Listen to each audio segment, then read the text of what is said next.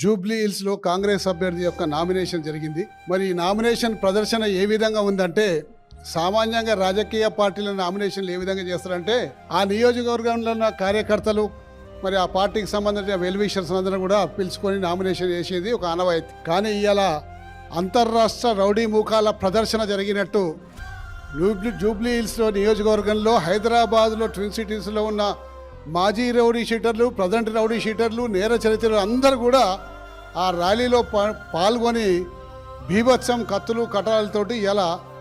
ఎంత కనిపించినా కానీ పోలీసులు ఏమీ పట్టనట్టు,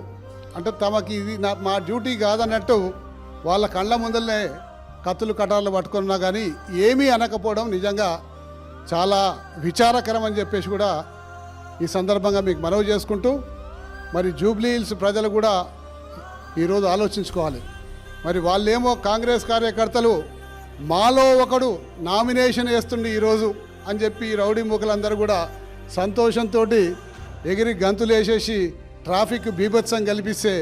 ఏమి పట్టనట్టు నిజంగా పోలీసులు తీరుని తీవ్రంగా ఖండించుకుంటూ, మరి రాబోయే రోజుల్లో జూబ్లీ హిల్స్ ప్రజలు ఆలోచించుకోవాలి.